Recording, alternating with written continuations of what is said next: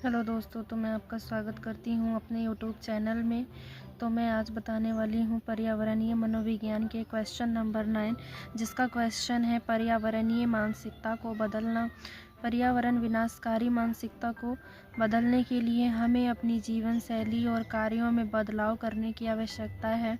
यह समझना महत्वपूर्ण है कि पर्यावरण का विनाश हमारे स्वास्थ्य को कल्याण को कैसे प्रभावित करता है। हम अपनी आदतों को बदलकर और प्रकृति के साथ सामंजस्य स्थापित करके ही अपनी जीवन शैली को स्थायी बना सकते हैं, या स्थायी जीवन शैली को अपनाकर सकारात्मक व बदलाव कर ला सकते हैं। तो हमें पर्यावरण विनाशकारी मानसिकता को बदलने के लिए पहले तो हमें प्रकृति के साथ मिलजुल कर चलना होगा, प्रकृति का ध्यान रखना होगा, प्रकृति को संरक्षित करके रखना होगा ताकि पर्यावरण विनाश ना हो। और हमें अधिक से अधिक पेड़ लगाने होंगे, पेड़ों को कटने से बचाना होगा। जागरूकता बढ़ाना। पर्यावरण प्रदूषण, जलवायु परिवर्तन और जैव विविधता के नुकसान के बारे में जागरूकता फैलाता है। प्रकृति से जुड़ना, अधिक समय बाहर रहना, बाहर बिताना, पेड़ लगाना और प्रकृति के साथ अपने संबंधों को मजबूत करना। हाँ माँ। सामूहिक प्रयास, समुदाय, सरकार और व्यवसायों के साथ मिलकर काम करना। कानून और नीतियाँ, पर्यावरण संरक्षण के लिए मजबूत कानूनों और नीतियों का समर्थन करना। शिक्षा, पर्यावरण शिक्षा को बढ़ावा देना, खासकर बच्चों और युवाओं में शिक्षा देकर। तो हमें पर्यावरण शिक्षा ज़्यादा से ज़्यादा बच्चों और युवाओं में देना होगा, ताकि जिससे हम पर्यावरण की रक्षा कर सकें और पर्यावरण को बचा सकें, जिससे पर्यावरण का विनाश ना हो। पर्यावरण का विनाश होने से मनुष्यों का भी विनाश हो जाता है। अगर हमें अपने आप को सुरक्षित रखना है, मनुष्यों को सही से रहना है, तो पर्यावरण का रक्षा करना होगा, वरना अधिक से अधिक प्रदूषण फैल जाएगा और प्रदूषण फैलने से लोग बीमार हो सकते हैं या असुरक्षित हैं। दिल्ली में आज इतनी पॉल्यूशन बढ़ चुकी है जिसके कारण आज पर्यावरण तबाह हो रहा है। वहाँ के लोग बीमार पड़ रहे हैं, वहाँ आए दिन लोग अस्थमा जैसे बीमारियों से जूझ रहे हैं। तो इसके लिए हमें पहले तो पर्यावरण विनाशकारी, जो पर्यावरण में विनाश कर रहे हैं, उस मानसिकता को बदलना होगा। स्थायी जीवन शैली, कम कचरा पैदा करना, पुनर्चक्रण करना, ऊर्जा और पानी का संरक्षण करना और टिकाऊ उत्पादों का उपयोग करना। अगर हमें स्थायी जीवन शैली रखना है तो हमें कम से कम कचरा फैलाना होगा और पुनर्चक्रण करना होगा। जैसे कोई भी रद्दी कागज़, रद्दी प्लास्टिक वगैरह जो हम लोग फेंक देते हैं, उसका पुनर्चक्रण करके, जैसे जो कचरा चुनने वाले होते हैं, वो जितना भी प्लास्टिक का बॉटल होता है या रद्दी कागज़ होता है, उसको ले जाकर पुनर्चक्रण करते हैं। और हम लोगों को ज़्यादा से ज़्यादा सामानों को जो प्लास्टिक से बना हुआ है, कागज़ का, उससे पुनर्चक्रण करके उपयोग करना चाहिए, जिससे हम पर्यावरण की रक्षा कर सकें। और पानी का संरक्षण करना चाहिए। यदि अगर पानी ख़त्म हो जाए तो हमारा पृथ्वी असुरक्षित हो जाएगा, हम बिना पानी के रह नहीं सकते हैं। तो इसके लिए हमें पानी की आवश्यकता होती है, तो हमें जल को संरक्षित करके रखना होगा और टिकाऊ उत्पादों का उपयोग करना होगा। ऐसा उत्पाद को हमें अपने पास रखना चाहिए जो टिकाऊ हो। ये नहीं कि एक बार यूज़ किए फिर उसके बाद उसको फेंक दिए, जिससे पर्यावरण दूषित होता है। सकारात्मक दृष्टिकोण, पर्यावरण संरक्षण के प्रति आशावादी रहना और दूसरों को प्रेरित करना। तो हमें सकारात्मक दृष्टिकोण रखना होगा। पहले तो कि हमें पर्यावरण का संरक्षण करना चाहिए, उसकी रक्षा करनी चाहिए और उसके प्रति आशावाद, हमें नकारात्मक नहीं सोचना चाहिए, आशावादी रहना चाहिए और दूसरों को भी प्रेरित करना चाहिए कि ज़्यादा से ज़्यादा पेड़ लगाएं, पेड़ पौधे लगाएं और प्लास्टिक का उपयोग कम से कम करें। जागरूकता अभियान, लोगों को प्रदूषण, जलवायु परिवर्तन और जैव विविधता के महत्व के बारे में बताना। हमें लोगों को प्रदूषण से मुक्त, हमें तो पहले अपने इंडिया को, क्योंकि हम अभी इंडिया में रह रहे हैं, तो हमें इंडिया हो या मतलब कहीं भी जाते हैं तो हमें अधिक से अधिक पेड़ लगाना चाहिए, जिससे कहीं का भी पर्यावरण जो है वो सुरक्षित रह सके।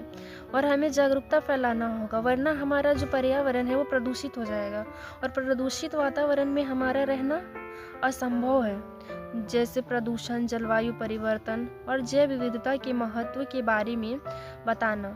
मीडिया, सोशल मीडिया और सामुदायिक कार्यक्रमों के माध्यम जन जागरण करना। लोगों को जागरूकता फैलाना होगा, जैसे लोगों को प्रदूषण के बारे में बताना होगा, जलवायु परिवर्तन के बारे में बताना होगा और जैव विविधता का महत्व के बारे में बताना होगा। और हम ये सब कैसे बता सकते हैं, तो आजकल मोबाइल का जनरेशन है, मोबाइल चल रहा है, या तो टीवी में देख सकते हैं। सोशल मीडिया का ज़माना है, आजकल लोग मीडिया से, सोशल मीडिया और कोई भी यूट्यूब चैनल, ये सब से भी, इस सब के भी माध्यम से जन जागरण को फैला सकते हैं। पर्यावरण शिक्षा, विद्यालयों और महाविद्यालयों में पर्यावरण से जुड़ी शिक्षा देना।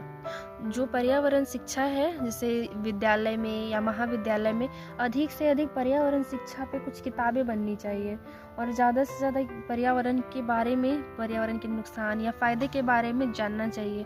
तो विद्यालयों और महाविद्यालयों में एक पर्यावरण के ऊपर एक अलग किताबें आनी चाहिए और विद्यालय और महाविद्यालय में पर्यावरण से जुड़ी शिक्षा देना आवश्यक है, जिससे कि पर्यावरण की रक्षा की जा सके। बच्चों में प्रकृति के प्रति जिम्मेदारी की भावना जगाना, और जो शिक्षक होते हैं वही तो बच्चों में प्रकृति के प्रति जिम्मेदारी की भावना निभाने में मदद कर सकते हैं। तो शिक्षक लोग को अधिक से अधिक बच्चों लोग को पर्यावरण के बारे में समझाना चाहिए, पर्यावरण के महत्व के बारे में समझाना चाहिए और अधिक से अधिक पेड़ पौधे लगाने की शिक्षा देनी चाहिए, जिससे पर्यावरण जागरूक हो सके, इंसान पर्यावरण शिक्षा के बारे में जान सके कि पर्यावरण शिक्षा क्यों जरूरी है। सामाजिक भागीदारी, स्थानीय स्तर पर सफाई अभियान, वृक्षारोपण और जल संरक्षण कार्यों में भाग लेना, सामुदायिक जिम्मेदारी और सहयोग की भावना विकसित करना। तो हमें तो सामाजिक भागीदारी भी रखनी होगी, जैसे कि स्थानीय स्तर पर सफाई, हमें स्थानीय स्तर पे जैसे रोड है, सड़क हो गया या कोई भी जगह, उसको साफ सुथरा रखना होगा, तभी तो हम पर्यावरण को सुरक्षित कर सकते हैं। साफ सफाई करना या वृक्षारोपण, अधिक से अधिक पेड़ लगाना और जल संरक्षण कार्यों में भाग लेना, मतलब जल सुरक्षित रखने में भाग लेना, या न कि जल को बर्बाद करना।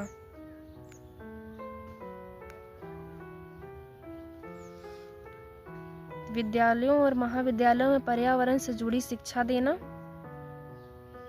बच्चों में प्रकृति के प्रति जिम्मेदारी की भावना जगाना, सामाजिक भागीदारी, स्थानीय स्तर पर सफाई अभियान, वृक्षारोपण और जल संरक्षण कार्यों में भाग लेना। नीतिगत समर्थन, सरकार द्वारा पर्यावरण संवेदनशील नीतियां लागू करना।